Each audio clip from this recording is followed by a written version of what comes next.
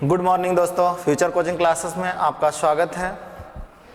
जैसा कि हम लोगों ने एक प्रैक्टिस सेट इसके पहले हम लोगों ने किया था फूड न्यूट्रिशन एंड हाइजीन, उसी क्रम में हम लोग नेक्स्ट मैंने बताया था कि कुछ 39 क्वेश्चन उसमें थे बच्चों।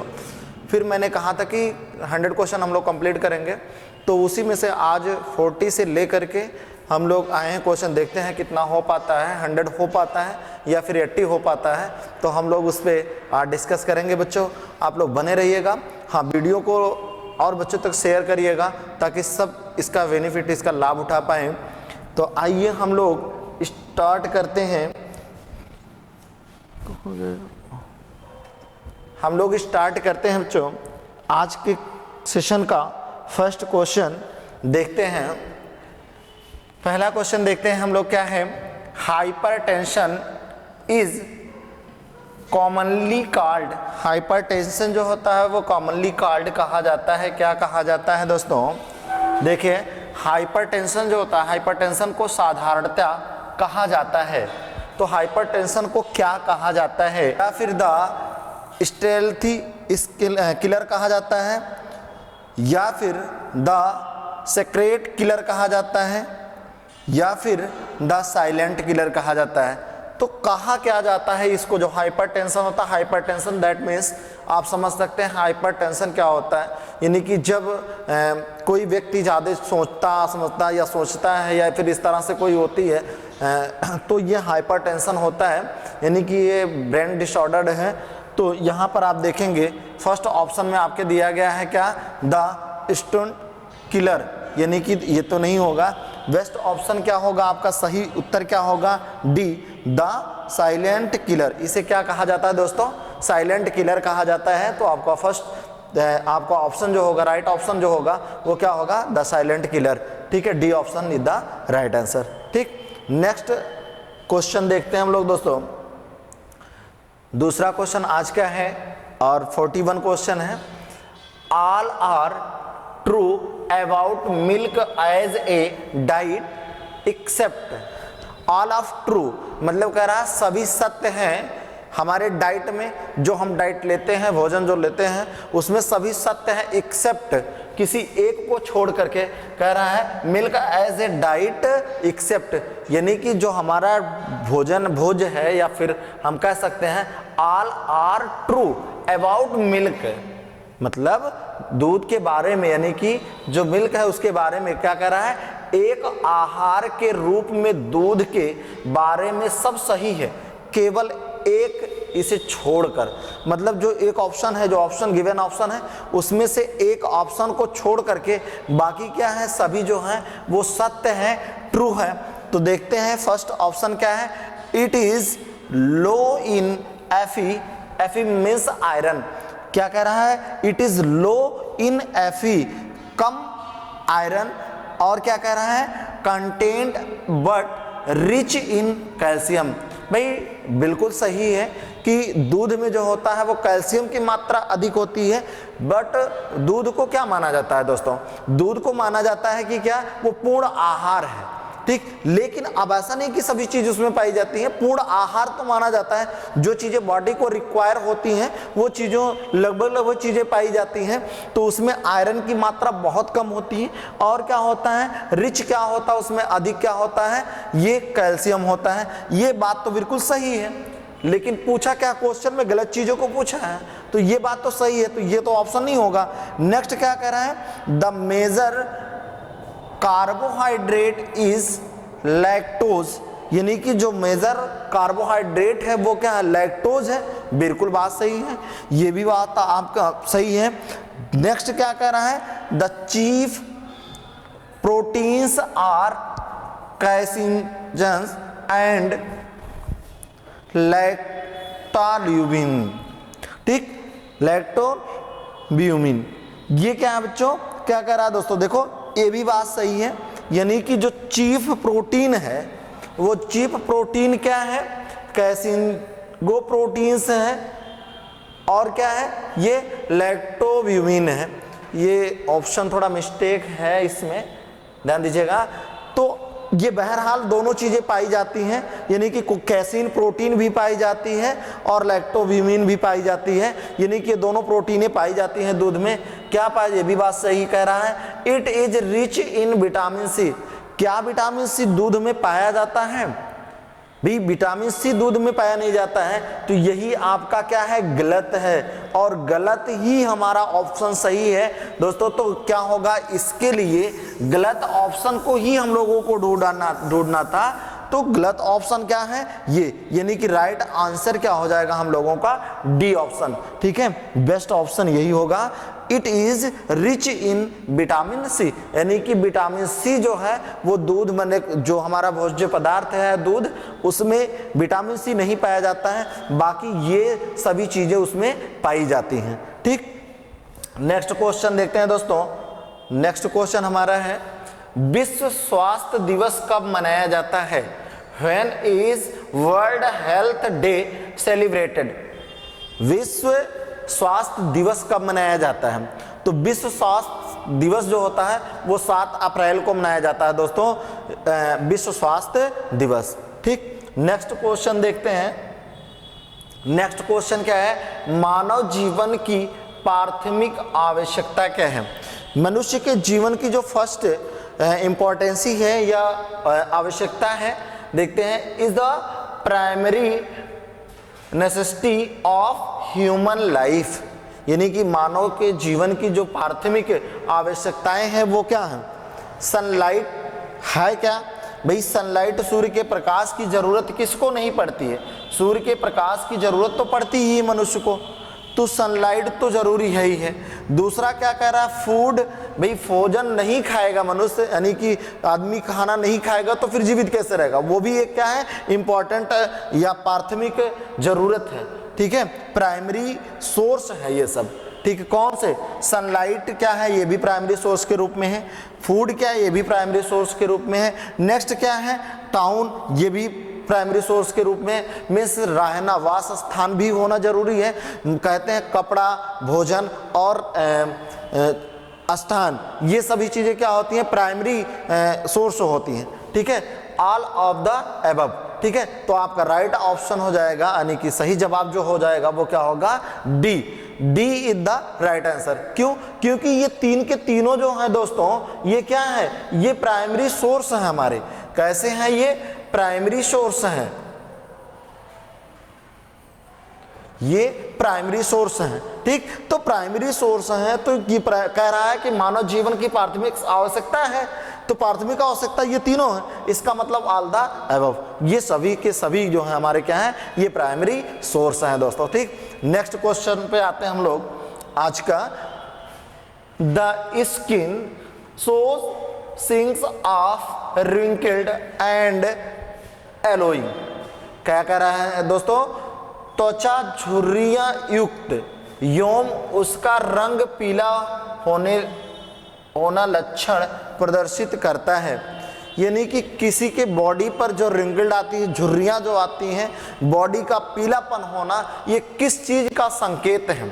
ठीक, जैसे बुजुर्ग व्यक्ति होते हैं तो कहते हैं ना, इनके फेस पे या चेहरे पे झुर्रियां पड़ने लगी हैं, या जब उम्र ढलने के साथ साथ क्या होती है, फेस पे ग्लो कम होने लगता है, यानी कि झुर्रियां पड़ने लगती हैं। ठीक, तो वही कह रहा है, क्या कह रहा है, the skin shows sings. Sings मतलब झुर्रियां पड़ने लगती है, सॉरी रिंकल्ड होने लगती है, झुर्रियां पड़ने लगती हैं, एंड येलोइंग, और क्या होने लगता है, पीला होने लगता है। ठीक, तो क्या कारण है, क्या ऐसा कारण है कि जिसकी कमी से या जिसके कारण ये चीजें होने लगती हैं? तो कह रहा है माइक्रोन्यूट्रिएंट्स है, या फिर न्यूट्रिशन है, या फिर रिच फूड है, या फिर नन ऑफ दीज है। ठीक, तो दोस्तों इसमें ये देखिए, समझिएगा, माइक्रोन्यूट्रिएंट्स का मतलब क्या, अल्प आहार या अल्प पोषण। ठीक, तो अगर अल्प पोषण आप करेंगे तो भाई ये सब चीजें में भी हो सकता है, पॉसिबल है। और दूसरा क्या कह रहा है, न्यूट्रिएंट्स, न्यूट्रिशन, न्यूट्रिशन बिल्कुल भाई, न्यूट्रिशन से क्या, ये चीजें तो थोड़ा उतना अच्छा नहीं भाई। न्यूट्रिशन का मतलब क्या, न्यूट्रिशन हम ले रहे हैं तो 150 आवृक न्यूट्रिशन लेंगे, पोषण अगर ले रहे हैं तो ये कोई रीजन तो नहीं है कि पोषण लेने से ऐसा कुछ हो रहा है।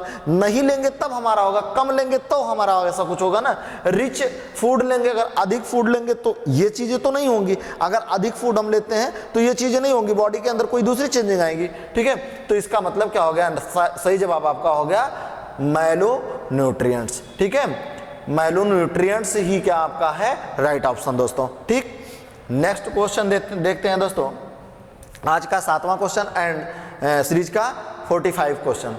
हैव मर्मस डिजीज, मर्मस डिजीज यानी कि रोग क्या है, मर्मस ये क्या है, एक प्रकार का रोग है, डिजीज है।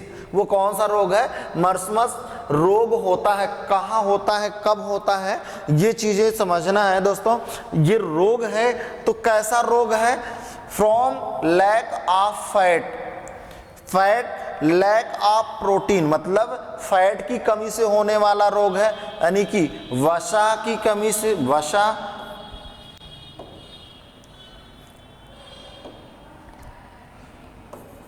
वसा की कमी से होने वाला रोग है। कि कह रहा लैक ऑफ प्रोटीन, यानी कि प्रोटीन की कमी से होने वाला रोग है, प्रोटीन की कमी से होने वाला रोग है।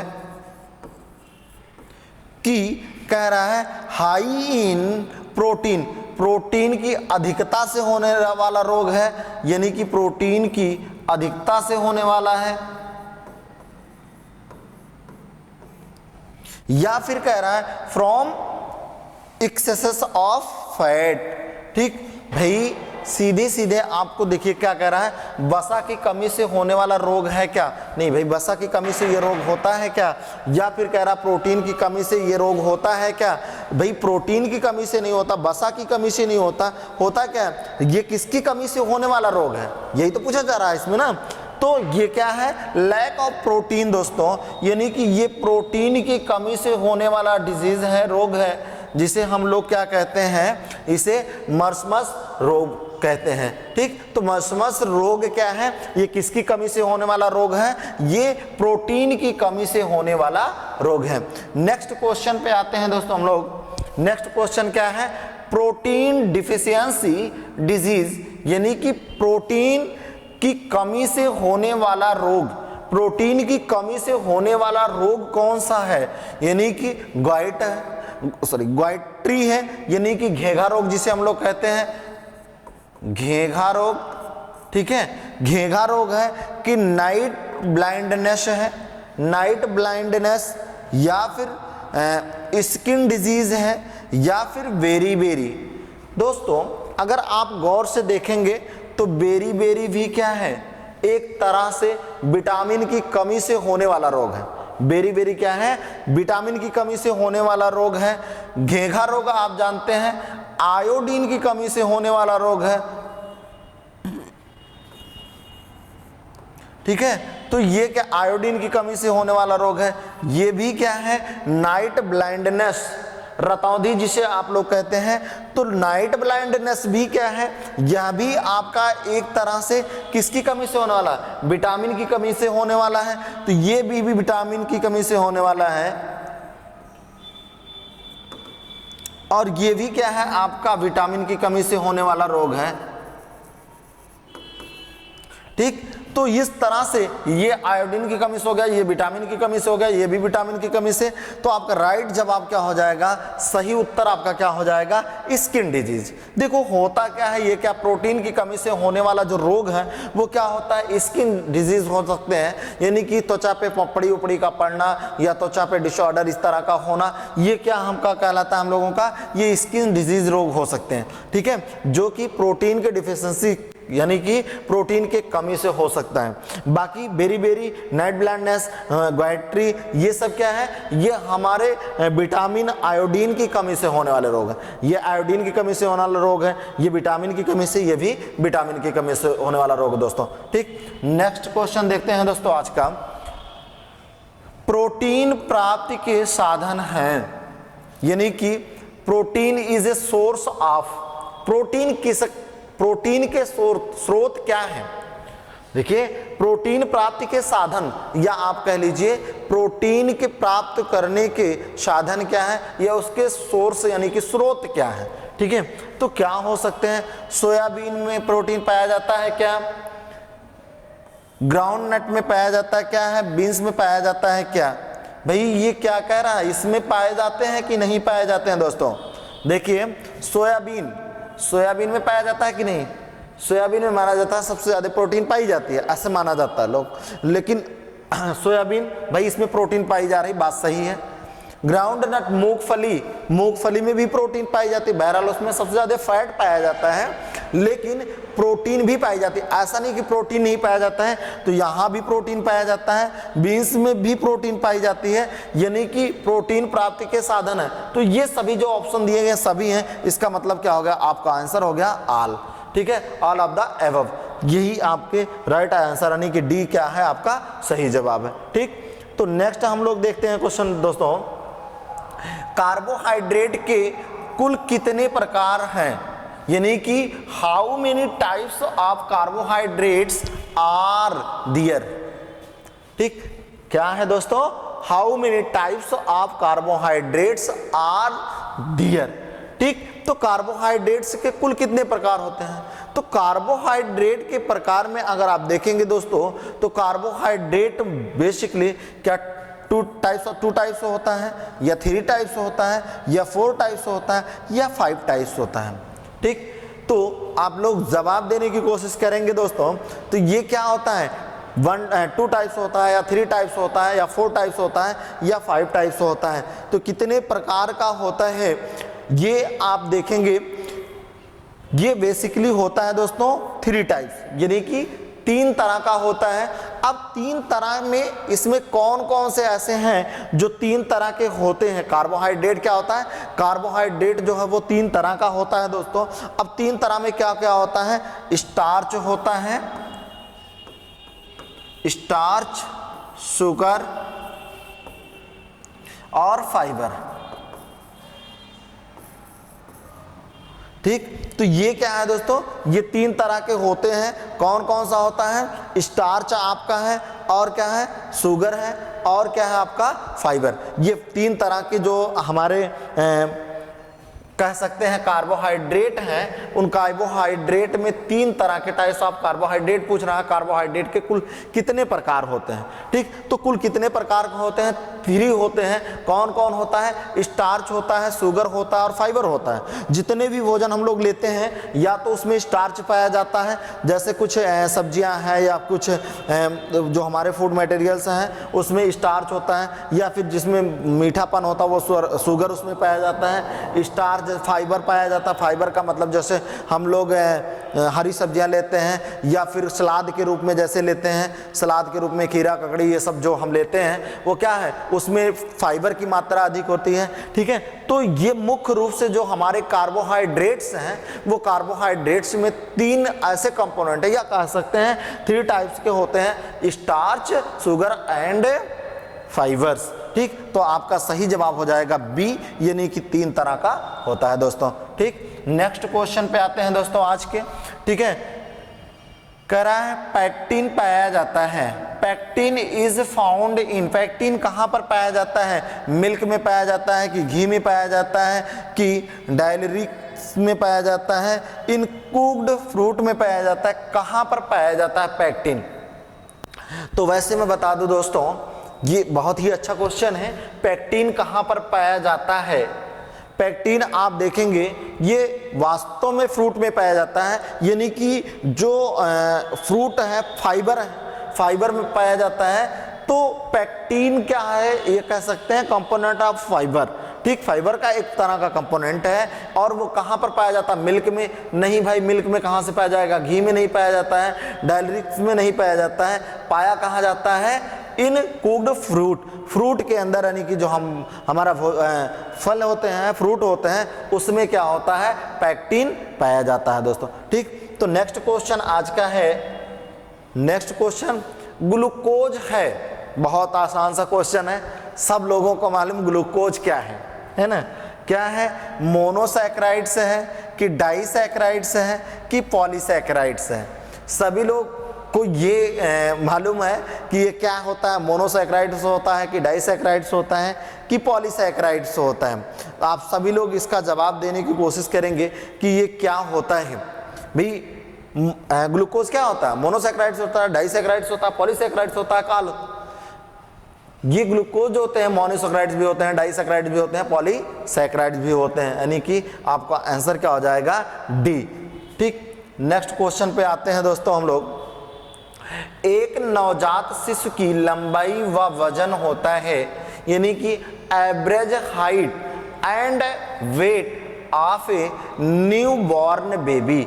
जो न्यू बॉर्न बेबी होता है, नया जो बच्चा जन्म लिया हुआ बच्चा होता है, उसकी औसतन लंबाई क्या होती है और औसतन उसका जो है वेट कितना होता है, वजन कितना होता है दोस्तों। ठीक है, तो देखिए ऑप्शन में क्या दिया गया है, ये 50 सेंटीमीटर होना चाहिए, 50 से दिया गया है, सेंटीमीटर है तो 50 सेंटीमीटर एंड क्या दिया गया है 2.5 किलोग्राम। दूसरा क्या दिया गया है 52 सेंटीमीटर 2.7 किलोग्राम। तीसरा है 53 सेंटीमीटर 3.5 किलोग्राम। चौथा है 49 सेंटीमीटर 3 kg। ठीक है, तो बच्चे का जो, वैसे तो ऐसा नहीं कि बच्चा मतलब जो न्यू बेबी बॉर्न बेबी होता है वो नवजात जो शिशु होता है नहीं कि 2 किलो 3 किलो 4 किलो का नहीं होता है भाई, 3 किलो का भी होता है, 4 किलो के भी बच्चे होते हैं, मतलब 4.25 किलो के भी बच्चे होते हैं। लेकिन वही क्या होता है, सीजर करना पड़ता है। बच्चे की वेट अगर ज़्यादा होती है, सपोज दैट 4 से ऊपर हो जाता है या 4 हो जाता है, तो वो मैक्सिमम चांस यही होता है कि डिलीवरी टाइम में क्या हो कराना पड़ता है, सीजर कराना पड़ता है, बड़ा ऑपरेशन जिसे कहते हैं, है ना। तो ये चांसेस बनते हैं। तो कह क्या रहा है कि उसकी औसतन क्या होनी चाहिए, वो नॉर्मल भी हो सकता है, मे बी सीजर भी हो सकता है, तो वो अलग की बातें हैं बच्चों। ठीक है, तो जो एक औसतन वेट और औसतन जो उसका लंबाई है वो क्या होना चाहिए, तो औसतन वेट जो होना चाहिए किसी बच्चे का वो 50 सेंटीमीटर होना चाहिए उसकी लंबाई, यानी कि जो औसतन लंबाई होती है वो 50 सेंटीमीटर होती है और उसका जो वेट होता है वो क्या होता है 2.5 ग्राम माना गया। ठीक है, 2.5 किलोग्राम, यानी कि उसका जो औसतन वेट है वो 2.5 यानी कि 2.5 किलो। ठीक है, 2.5 किलो का हो सकता है या फिर 50 सेंटीमीटर उसकी लंबाई। ठीक, तो ये ऑप्शन आपका A option is a right answer. ठीक है, ए ऑप्शन आपका सही जवाब होगा, 50 सेंटीमीटर और 2.5 किलोग्राम। ठीक, नेक्स्ट क्वेश्चन दोस्तों देखते हैं। नेक्स्ट क्वेश्चन है कि माता के दूध में पाया जाता है, फाउंड इन मदर्स मिल्क। माता के दूध में क्या पाया जाता है, फैट पाया जाता है कि कोलेस्ट्रॉल पाया जाता है कि विटामिन पाया जाता है, क्या पाया जाता है भाई। अभी इसके पहले मैं बताया हूं दोस्तों कि जो दूध होता है, दूध को माना जाता है संपूर्ण आहार। भाई कोई बेबी बच्चा जन्म लेता है तो क्या उसको दाल भात रोटी खिलाया जाता है, नहीं ना, ऐसा किया जाता है भाई। ये सब चीज़ें तो नहीं दी जाती, क्या दिया जाता है, फर्स्ट क्या कहा जाता है, माता का दूध ही दिया जाता है, यानी कि कुछ एक निश्चित टाइम ड्यूरेशन होता है जिसमें बच्चे को माँ का दूध ही दिया जाता है और बाकी चीज़ें उसको नहीं दी जा सकती हैं। ठीक, तो दूध, माता के दूध को पूर्ण आहार के रूप में माना जाता है, लेकिन उसमें मैंने अभी आपको नेक्स्ट पिछले क्वेश्चन बताया है कि विटामिन सी नहीं पाई जाती है। ठीक, तो बिल्कुल सही बात है। अब क्या कह रहा, फैट पाया जाता है कि नहीं भाई, फैट तो पाया ही जाता है। कोलेस्ट्रॉल भी पाया जाता है, विटामिन भी पाई जाती है। ठीक, तो इसका ऑप्शन क्या सही ऑप्शन हो जाएगा आपका, ऑल ऑफ द अबव। ठीक, यानी कि D option is the right answer. ठीक, नेक्स्ट क्वेश्चन पे आते हैं दोस्तों हम लोगों का। नेक्स्ट क्वेश्चन है, देखिए, approximately what percentage of fat is in peanut. ठीक, क्या कह रहा है बच्चों, मूंगफली में लगभग कितने प्रतिशत वसा होती है। अभी इसके पहले मैं बताया हूं कि मूंगफली में जो है फैट सबसे ज्यादा पाई जाती है। ठीक। तो फैट सबसे ज्यादा पाई जाती है, तो कितने परसेंटेज में पाई जाती है, कितनी प्रतिशत पाई जाती है?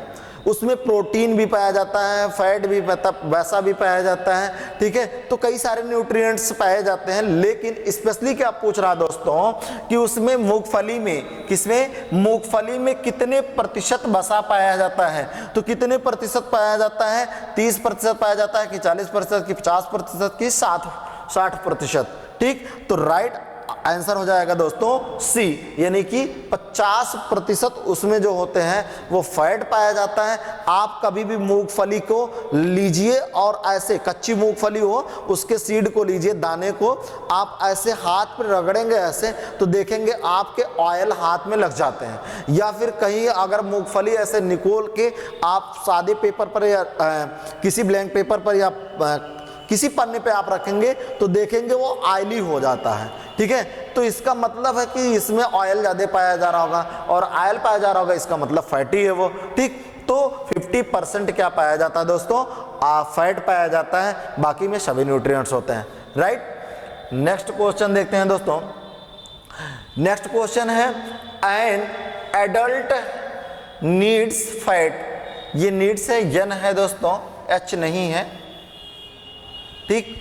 एन एडल्ट नीड्स फैट, यानी कि एक वयस्क को वसा की आवश्यकता होती है, यानी कि एक वयस्क मनुष्य जो परिपक्व मैच्योर व्यक्ति है, उस व्यक्ति को कितनी वसा की आवश्यकता होती है? 20 ग्राम, 25 ग्राम, 30 ग्राम कि 40 ग्राम? यानी किसी व्यक्ति को वसा की जो मात्रा होती है वो क्या होनी चाहिए? तो आपका सही उत्तर होगा दोस्तों 30 ग्राम, ठीक। यानी किसी भी स्वस्थ व्यक्ति को या एक वयस्क परिपक्व व्यक्ति को कितनी वसा की आवश्यकता होती है? तो वसा की आवश्यकता होती है 30 ग्राम, 30 ग्राम वसा की उसको आवश्यकता होती है, राइट। नेक्स्ट क्वेश्चन पे आते हैं दोस्तों। नेक्स्ट क्वेश्चन है ऊर्जा प्राप्त करने का मुख्य स्रोत है। ये प्राप्त है,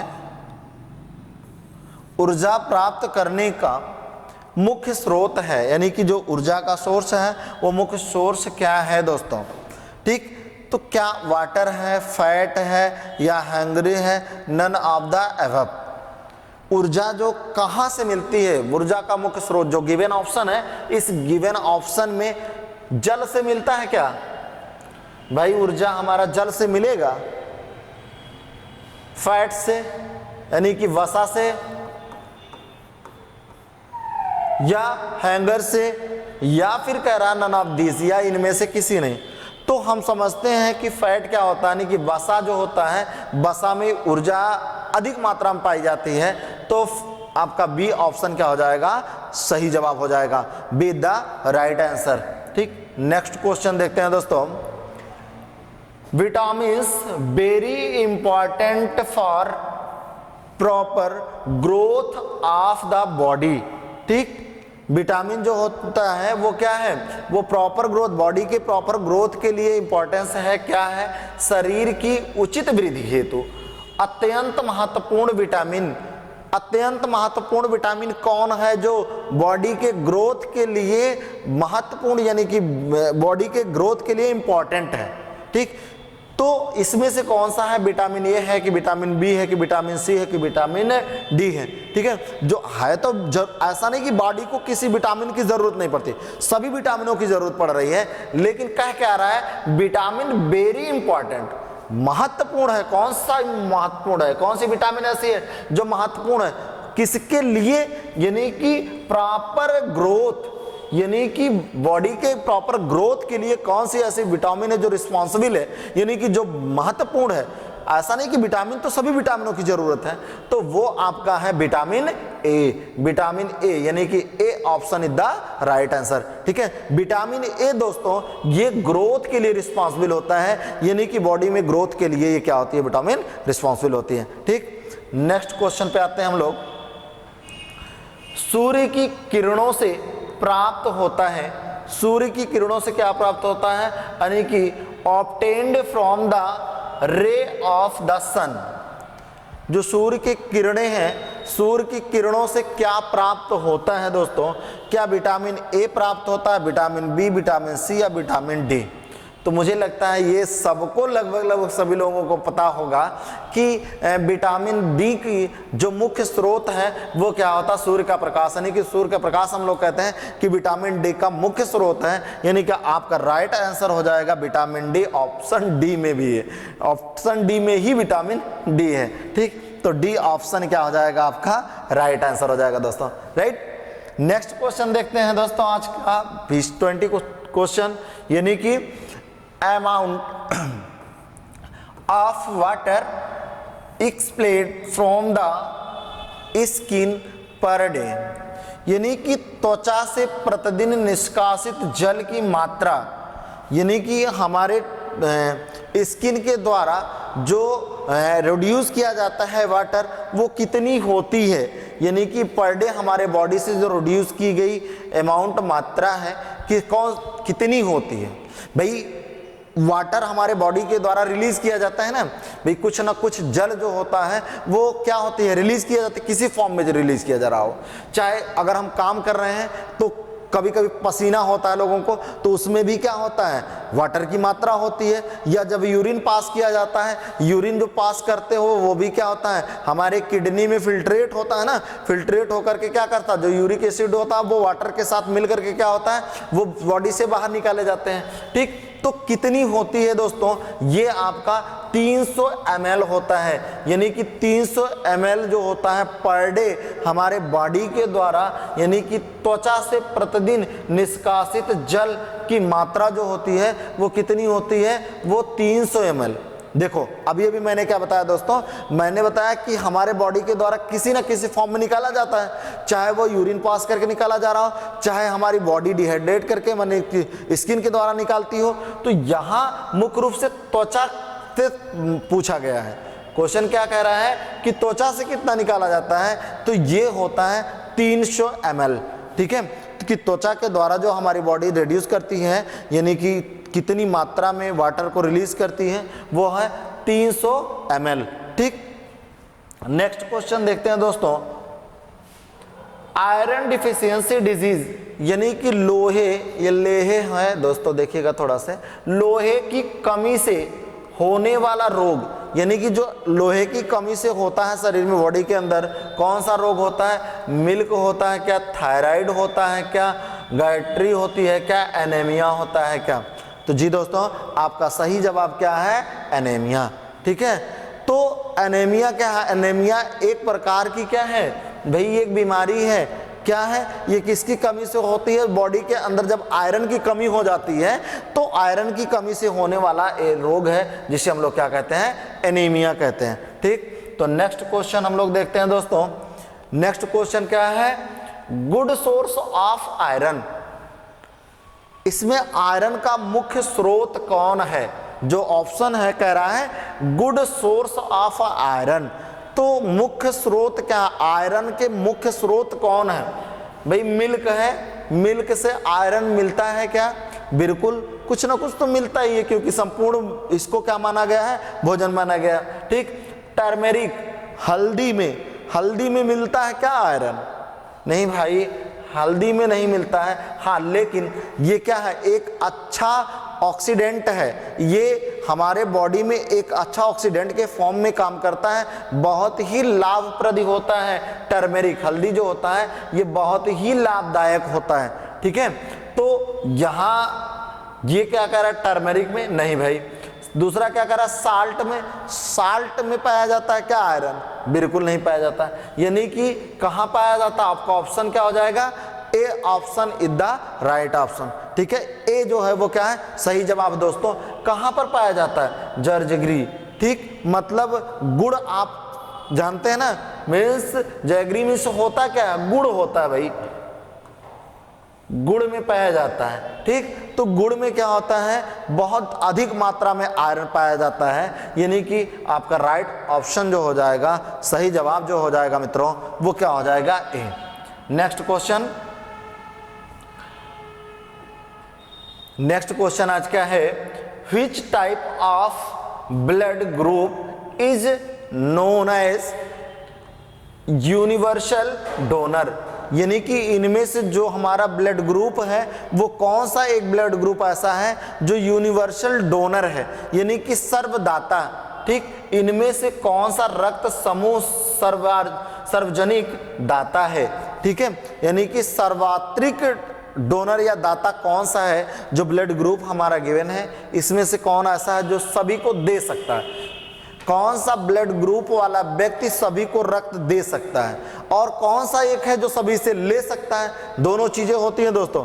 ठीक, तो ये ऐसा होता क्यों है, क्योंकि बॉडी के अंदर अगर एंटीबॉडी और एंटीजन का ही मैटर है, एंटीजन और एंटीबॉडी, ठीक है, किसमें क्या पाया जा रहा है उसके ऊपर डिपेंड करता है कि कौन सर्वग्राही होगा, कौन सर्वदाता होगा। ठीक है, तो group blood group A, blood group B, क्या ब्लड ग्रुप ए बी, क्या ब्लड ग्रुप ओ, यानी कि जो सर्व डोनर है यानी कि सार्वत्रिक दाता है वो क्या है, blood group D, sorry option D, blood group O. ठीक, तो ब्लड ग्रुप ओ क्या होता है, ये सर्वात्रिक दाता होता है, ये सभी को दे सकता है। ठीक है, यानी कि इसको हम लोग क्या कह सकते हैं, ये यूनिवर्सल डोनर है, ये यूनिवर्सल डोनर है। और ये क्या है, ए बी क्या कर सकता है, ये यूनिवर्सल ग्राही है, ये रिसेप्टर है, ये क्या कर सकता है, ग्रहण कर सकता है। ये सर्वात्रिक यानी कि ये क्या कर सकता है, ग्रहण कर सकता है। ठीक, ये सभी को दे सकता है, ये सभी से ले सकता है। ठीक, ब्लड ग्रुप ए बी जो होता है वो क्या कर सकता है, सभी से ले सकता है, और ब्लड ग्रुप ए को ही दे सकता है, ए से ही ले सकता है। ब्लड ग्रुप बी वाला व्यक्ति ब्लड ग्रुप बी वाले को ही दे सकता है, ब्लड ग्रुप बी वाले से ही ले सकता है।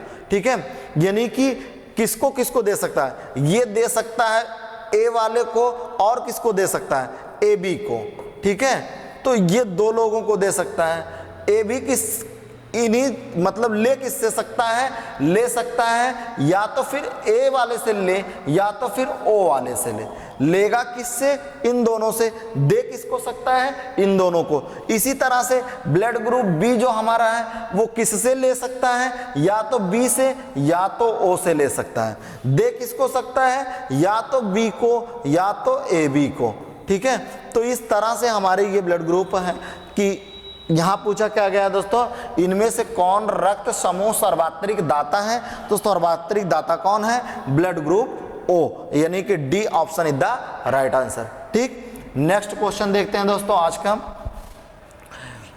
क्या कह रहा है, which blood corpuscles help to coagulation of blood, यानी कि व्हिच ब्लड कॉर्पलेस, जो ब्लड कॉर्पल्स हैं उन ब्लड कॉर्पल्स की हेल्प करती हैं, help to the coagulation of blood. Blood के कोगुलेशन में कौन सी इसमें से गिवन ऑप्शन में से कौन है जो उसके फटने में या फिर आप कह सकते हैं ब्लड का जो कोगुलेशन होता है उसमें सहायक होता है। ठीक, लिम्फोसाइट्स होता है क्या, प्लेटलेट्स होता है क्या, मोनोसाइट्स होता है क्या, आरबीसी हो सकता है क्या, नहीं।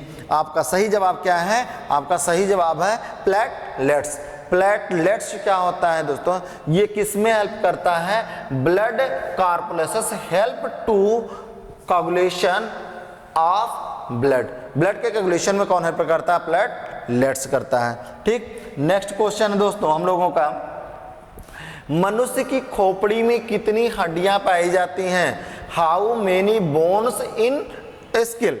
मनुष्य की खोपड़ी में कितनी हड्डियां पाई जाती हैं, टोटल हड्डियों की संख्या कितनी होती है, तो टोटल हड्डियों की संख्या 32 होती है क्या, 26 होती है क्या, या 24 होती है, या फिर 22 होती है। ठीक, तो सही जवाब आपका है दोस्तों 22, यानी कि 22 हड्डियां पाई जाती हैं। हमारे जो मस्तिष्क है, ये मस्तिष्क यानी कि जो हमारी खोपड़ी है, इस खोपड़ी का जो ढांचा बना हुआ है, ये ढांचा यानी कि आप कह सकते हैं जो ये खोपड़ी है इसका आकार जो बना हुआ है, इसमें कितनी हड्डियां जो सहायक हुई हैं या कितनी हड्डियां लगी हुई हैं, तो वो आपके हैं 22, यानी कि 22 हड्डियां जो है वो हमारी खोपड़ी में लगी हैं या 22 हड्डियां पाई जाती हैं। ठीक, नेक्स्ट क्वेश्चन है दोस्तों, दूध उत्पादन के लिए कौन सा हार्मोन उत्तरदायी है, यानी कि which hormone is responsible for the production of milk, milk के प्रोडक्शन के लिए कौन सी हार्मोन रिस्पॉन्सिबल है, तो उसमें आपका देखो क्या है, प्रोजेस्टेरॉन है कि प्रोलैक्टिन है या फिर ऑस्ट्रोजन है या फिर ऑक्सीटोसिन है। ठीक है, तो कौन सा ऑप्शन है दोस्तों, आप इसमें जवाब देने की कोशिश करिएगा कि कौन सा हार्मोन है जो कि दूध के प्रोडक्शन के लिए हेल्प करता है या उसमें पाया जाता है। तो क्या प्रोजेस्टेरॉन पाया जाता है, क्या प्रोलैक्टिन पाया जाता है, क्या ऑस्ट्रोजन पाया जाता है या फिर ऑक्सीटोसिन पाई जाती है। कौन सा ऐसा हार्मोन है जो कि दूध के श्रावण में यानी कि दूध को स्रावित करने में हेल्प करता है, तो कौन सा हार्मोन है, प्रोलैक्टिन, यानी कि आपका सही जवाब क्या होगा दोस्तों, प्रोलैक्टिन होना चाहिए। ठीक है, तो ये क्या है, प्रोलैक्टिन के कारण यानी कि हार्मोन है, इस हार्मोन के कारण क्या होता है, प्रोडक्शन होता है किसका, production of milk, production of milk, milk का श्रावण जो होता है किस हार्मोन के वजह से होता है, ये आपका प्रोलैक्टिन। ठीक, नेक्स्ट क्वेश्चन दोस्तों, शिशुओं का इस उम्र तक केवल माँ का दूध ही देना चाहिए, यानी कि जो बच्चा, मैं अभी दूसरे या तीसरे क्वेश्चन में आया था तो मैंने आप लोगों को बताया था कि बच्चों को एक निश्चित यानी कि एक निश्चित टाइम ड्यूरेशन होनी चाहिए जब तक उसको दूध दिया जाता है, इसके बाद कहते हैं कि कुछ ना कुछ खिलाया जाना चाहिए बच्चों को। ठीक है, तो वो कौन सी अवधि है, कितनी टाइमिंग होनी चाहिए कि जिसमें केवल माँ का दूध ही दिया जाना चाहिए, तो वो आपका है 2 वर्ष तक, क्या एक यानी कि 1 वर्ष 2 महीने तक, क्या 6 मंथ तक, क्या 12 मंथ तक, क्या यानी कि कितने टाइम तक बच्चे को माँ का दूध ही केवल देना चाहिए, तो आपका सही जवाब हो जाएगा 6 महीने, यानी कि 6 महीने तक बच्चे को किसी चीज का न्यूट्रिएंट्स अलग से नहीं देना चाहिए, यानी कि केवल माँ का दूध ही देना चाहिए, यानी कि सही जवाब आपका हो जाएगा सी ऑप्शन।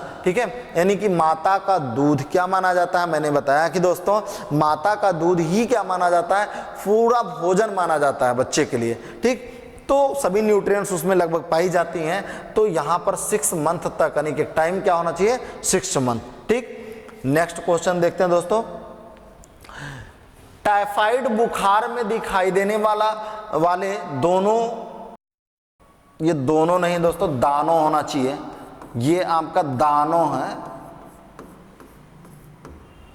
ठीक है, तो टाइफाइड बुखार में दिखाई देने वाले दानों को कहते हैं, यानी कि the rash seen in typhoid fever is referred as, जो टाइफाइड में दाने दिखाई देते हैं छोटे छोटे, उन दानों को क्या कहा जाता है, टोमेटो स्पॉट कहा जाता है कि फ्लेम स्पॉट कहा जाता है, किरोस स्पॉट कहा जाता है कि ड्यू ड्रॉप्स स्पॉट कहा जाता है।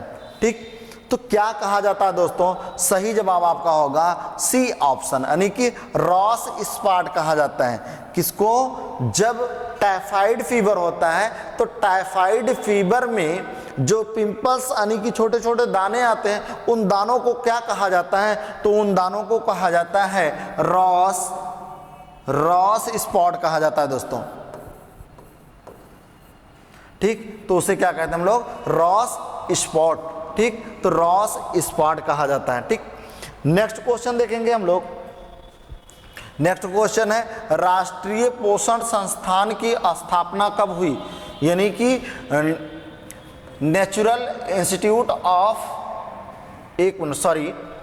नेशनल है ये, national institute of nutrition was established, यानी कि जो national institute of nutrition was established, मतलब कहाँ पर स्थापित किया गया, कब स्थापित हुआ है, यानी कि जो नेशनल इंस्टीट्यूट है वो कब स्थापित हुआ है, 1965 में हुआ है कि 1959 में हुआ है, 1962 में हुआ, 1955 में हुआ, वह समय क्या है? वो समय होता है आपका बी ऑप्शन सही है, यानी कि 1962 में क्या हुआ था? नेशनल इंस्टीट्यूट ऑफ न्यूट्रिशन का इस्टेब्लिश्ड हुआ था, यानी कि स्थापना हुआ था। ठीक, 1962 में किया गया था।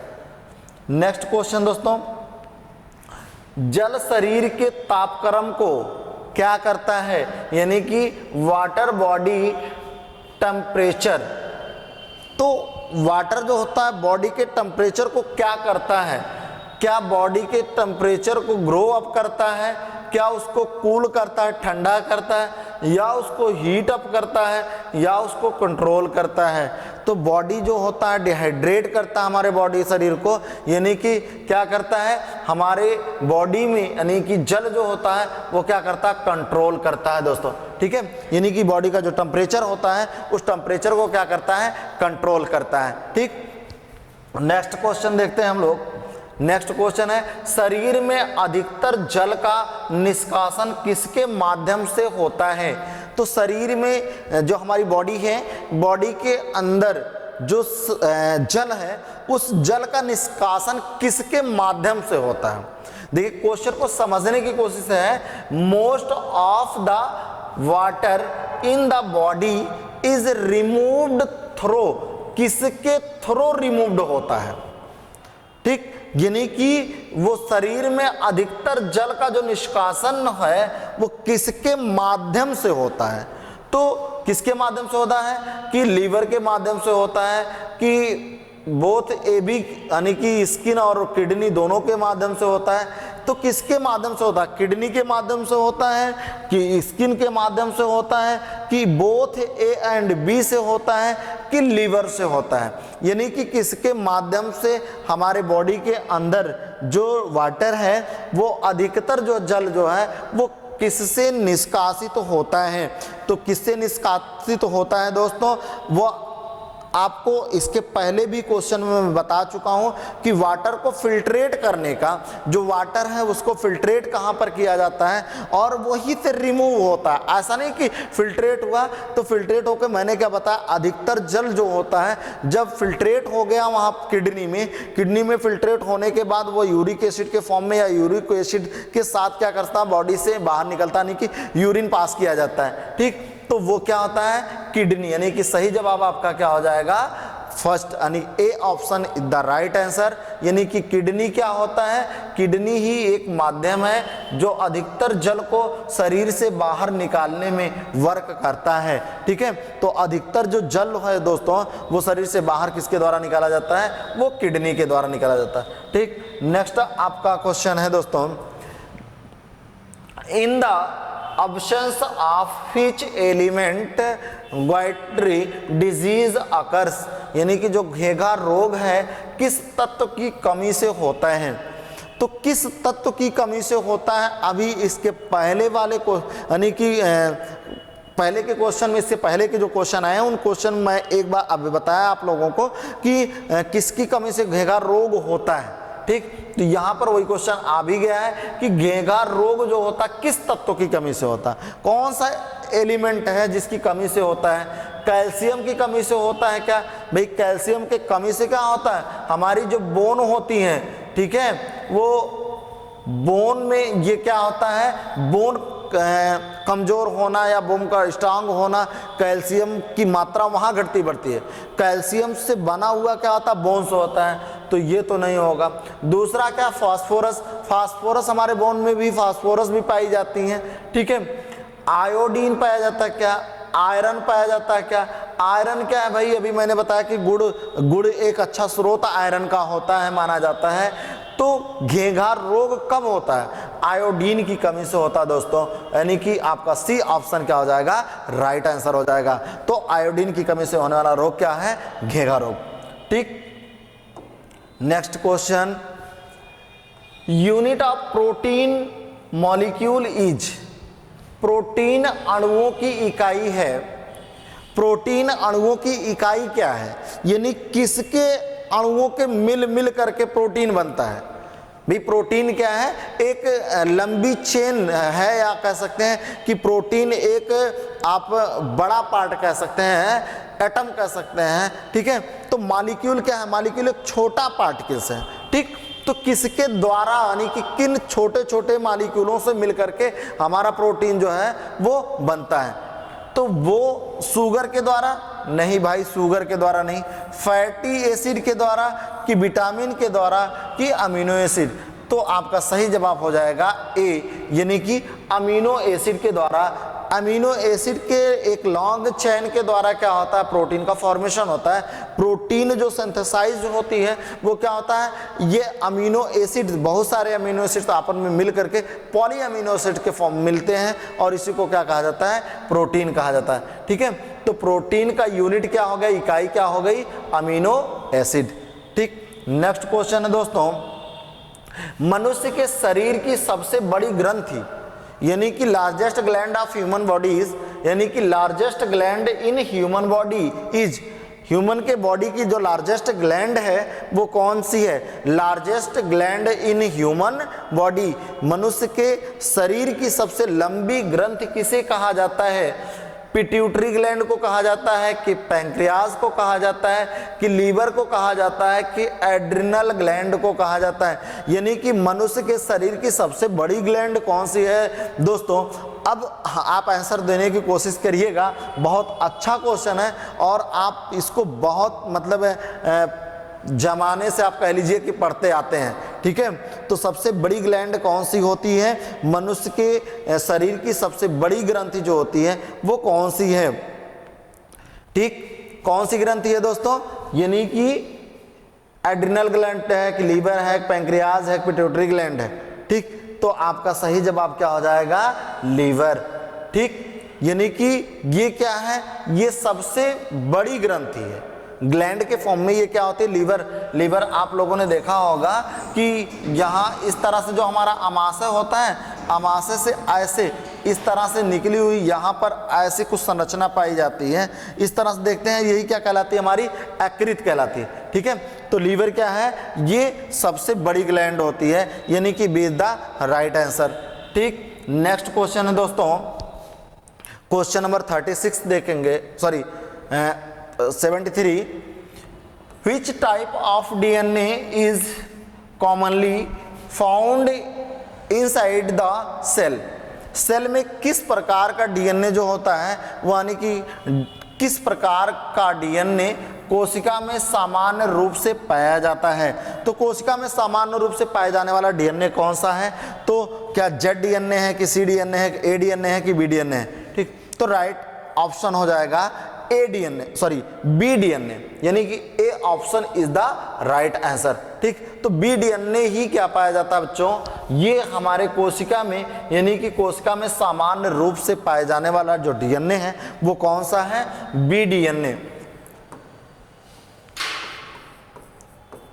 बी डीएनए क्या होता है, ये हमारे कोशिका में सामान्य रूप से पाया जाता है।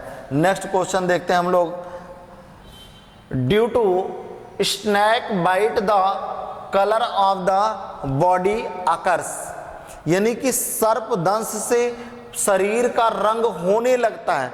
देखिए दो चीजें होती हैं बच्चों, एक होने लगना, एक हो चुका होना, ठीक। तो होने लगने से क्या मतलब है कि जब सर्प बाइट करता है, यानी कि स्नैक बाइट करता, काटता है, तब क्या चेंजिंग होने लगती है बॉडी के अंदर, और जब व्यक्ति की डेथ हो चुकी होती है तब क्या होता है, दो कंडीशन बनते हैं। तो पहला आपका क्या होने लगता है, क्वेश्चन में क्या कह रहा है कि सर्पदंत से शरीर का रंग होने लगता है। तो शरीर का रंग कैसा होने लगता है, रेडनेस होने लगता है, यानी कि आपका सही जवाब क्या हो जाएगा, ए ऑप्शन, रेडनेस होने लगता है। लेकिन जब व्यक्ति की डेथ हो जाती है तब वो कलर चेंज होने लगता है, क्यों, क्योंकि ब्लड की क्लॉटिंग हो जाती है जगह जगह पर, यानी कि जो हमारी नस है या नब्ज जो होती है उसमें क्या होता है, ब्लड उसी में क्या होता है, क्लॉट होने लगता है, धीरे धीरे थक्का बनने लगता है, ठीक है। तो वो चीजें रेडनेस दिखाई देने लगता है, वही चीज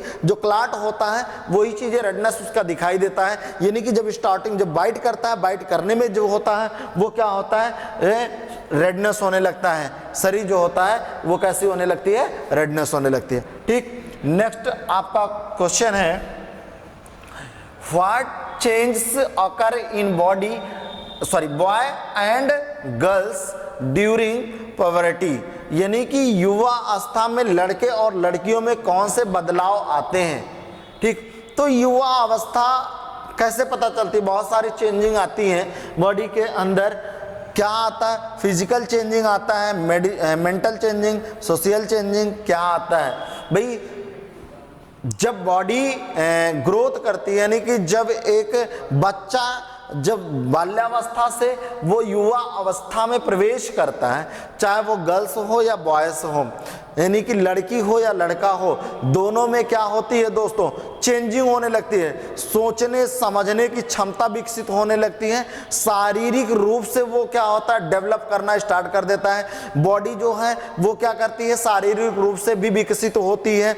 और क्या होता है भाई, सामाजिक स्तर भी उसका क्या होता है, समाज में भी सोचने समझने की क्षमता या समाज में उठने बैठने चलने फिरने रहने की जो उसकी सोशलिटी होती है वो भी डेवलप्ड होती है। यानी कि आपका डी ऑप्शन राइट आंसर हो जाएगा, ऑल। ठीक है भाई, फिजिकल चेंजिंग होती है, मैंने बताया नहीं, फिजिकल चेंजिंग बॉडी में डिफरेंट टाइप के चेंजिंग आती हैं, तो ये भी होता है। दूसरा क्या होता है, मेंटल यानी कि सोचने और समझने की क्षमता का विकास भी होने लगता है। और क्या सोशल होता है, सामाजिक रूप से भी वो क्या समाज में उठना बैठना मिलना जुलना इधर आना जाना ये सब चीजें विकसित हो जाती हैं। ठीक है, तो ऑल ऑफ द एबव यानी कि ऑल ऑफ द एबव। ठीक है, D option is the right answer. Next question है दोस्तों, हमारा शरीर निम्न में से कौन सा विटामिन बनाता है, यानी कि which of the following vitamins are produce by our body, हमारे शरीर के द्वारा कौन सी विटामिन बनाई जाती है, बनाया जाता है। तो विटामिन ए बी नहीं, vitamin B C, vitamin C K D के, विटामिन ए ई, कौन सी विटामिन है जो हमारे बॉडी में तैयार की जाती है, बनाई जाती है। हम लोग क्या कहते हैं, विटामिन डी जो है सूर्य के प्रकाश से मिलती है, यही ना लोग कहते हैं। नहीं भाई, ऐसा नहीं है कि विटामिन डी, हाँ ये सत्य है कि सूर्य का प्रकाश एक स्रोत है विटामिन डी का, क्योंकि कि बॉडी के अंदर सिंथेसाइज करवाती है, उस चीज को बनाती है। सूर्य का प्रकाश जब बॉडी पर पड़ता है तो पड़ने के थ्रू क्या होती है कि जो सेल्स होती है, कुछ ऐसी सेल्स पाई जाती हैं जो सिंथेसाइज करती हैं विटामिन डी का। ठीक, तो कौन सा ऑप्शन हो जाएगा, C option is the right answer हो जाएगा दोस्तों, vitamin D and K. Vitamin D और के का सिंथेसिस हमारे बॉडी के अंदर होता है। नेक्स्ट क्वेश्चन है, at what point is blood pressure considered high, किस बिंदु पर ब्लड प्रेशर हाई कंसीडर्ड किया जाता है। ठीक है, किस बिंदु पर रक्तचाप को उच्च कहा जाता है, वह कौन सा बिंदु होता है। 120-80, देखो एक सिस्टोलिक होता है, एक डायस्टोलिक होता है, मतलब एक ब्लड का जो फ्लो करना और एक हार्ट का पंप करना, ये दोनों चीजें बताता है। जो 120 या 80 ऐसा लिखा जाता होता है, ये क्या दोनों चीजों को बताता है, ब्लड के फ्लो को बताता है, हार्ट के रेट को जितनी तेजी से वो पंप करता है, वो दोनों चीजों को। तो हार्ट के रेट को ये बताता है कि पंपिंग करता है, कितनी बार पंप कर रहा है। ठीक है, और हमारे जो नस है उस नसों में कितनी तेजी से फ्लो हो रहा है, ये क्या बताता है, ये बताता है। ठीक है, तो नॉर्मल क्या माना जाता है, 120-80 जो होता है किसी व्यक्ति की नॉर्मल माना जाता है, ब्लड प्रेशर जो होता है वो नॉर्मल माना जाता है। ठीक, दूसरा क्या पूछ रहा है, उच्च ताप पूछ रहा है ना, जो उच्चतम चाप है ब्लड का वो पूछ रहा है, हाई ब्लड प्रेशर पूछ रहा है। तो वो क्या होता है, 130 तो माना जाता है, 130 भी होता है, ऐसी बात नहीं है। 130 बट होगा क्या, 80 होना चाहिए। 130, 80 या 90 होता है तो माना जाता है कि हाँ ज्यादा है, हाई है। लेकिन यहां सही ऑप्शन क्या हो जाएगा आपका, 150-90, क्योंकि यहाँ 130-75 दिया गया है, ये इसलिए नहीं सही है क्योंकि 130 और 75 दिया गया। अगर 130, 80 या 90 होता तो आपका सही जवाब ये होता, लेकिन यहाँ के लिए आपका जवाब ये क्या हो जाएगा, 150-90। ये हाई ब्लड प्रेशर के संकेत होते हैं, यानी कि 150 और 80। ठीक, तो नेक्स्ट क्वेश्चन है दोस्तों, हेपेटाइटिस रोग में प्रभावित होता है। हेपेटाइटिस जो बीमारी है, हेपेटाइटिस डिजीज इफेक्ट, ठीक है, किस चीज को इफेक्टिव करती है, वो कौन से आर्गन है जो प्रभावित होता है? लीवर होता है क्या, हार्ट होता है क्या, स्टमक होता है क्या, इंटेस्टाइन होता है क्या? ठीक, तो सबसे पहले डैमेज कौन सा होता है? इंटेस्टाइन नहीं भाई, स्टमक होता है, यानी कि जो हमारा आमाशय होता है, आमाशय नहीं। हार्ट होता है क्या? नहीं, यानी कि सही जवाब आप क्या हो जाएगा? लीवर। लीवर पर क्या करता है? अटैक करता है। लीवर खराब होता है, लीवर खराब होगा, सिस्टम पूरा खराब होगा शरीर का, यानी कि ये आपका सही जवाब हो जाएगा ए ऑप्शन। नेक्स्ट क्वेश्चन हमारा है, विटामिन का नाम सर्वप्रथम किस वैज्ञानिक द्वारा प्रस्तावित किया गया था? विटामिन का नाम किस साइंटिस्ट ने, किस वैज्ञानिक ने दिया था बेटा? Vitamin name was first proposed by which scientist? कौन साइंटिस्ट ने विटामिन नाम दिया था? तो फंक आप लोगों को मालूम है दोस्तों कि फंक ने इसका नाम दिया था, तो B option is the right answer. Next question and आज का लास्ट क्वेश्चन है संभवतः, ठीक है, which of the following is the best source of protein? इनमें से, निम्नलिखित में से कौन सी प्रोटीन की उच्चतम साधन है, यानी कि अच्छा स्रोत है? मीट में मिलता है क्या, मछली में मिलता है क्या, एग में मिलता है क्या? ठीक है, या सुटेबल आल, सभी सुटेबल हैं। किस में मिलता है भाई? भाई सभी लोगों को मालूम है मांस में भी मिलता है, मीट में भी मिलता है, मछली में भी, फिश में भी मिलता है, एग में भरपूर मात्रा में मिलता है, यानी कि सुटेबल आल, यानी कि डी ऑप्शन आपका क्या हो जाएगा दोस्तों? D option is the right answer, यानी कि डी ही सही ऑप्शन हो जाएगा। ठीक, तो आज के लिए बस इतना ही क्वेश्चन है दोस्तों। नेक्स्ट मैं फिर जो बचे ऐसे क्वेश्चन है नेक्स्ट डे में लेके आऊंगा, और आप लोग वीडियो को शेयर करिएगा ताकि इसका लाभ बहुत सारे बच्चे उठा सकें, क्योंकि ये जो है ऑप्शनल पेपर ये होता है, ये ऑप्शनल पेपर जो है इसका कंटेंट मिलना बड़ी मुश्किल हो जाता है, तो इसी को ध्यान में रखते हुए मैंने सोचा कि ये बच्चों के लिए लाभप्रद हो, इसलिए ये चीज़ें काफ़ी अच्छे क्वेश्चन है। ये आपको एग्जाम में 99% ये गारंटी है कि आपको हेल्पफुल होगा ही होगा। ठीक है, तो आप एक दो बार इसको पॉज करके वीडियो को आप लोग कंटेंट को देखिएगा, समझिएगा, और इसके बाद जो है ये आप देखेंगे कि इसका अच्छा आपको रिस्पांस मिलेगा। तो आज के लिए बस इतना ही। थैंक यू दोस्तों, धन्यवाद।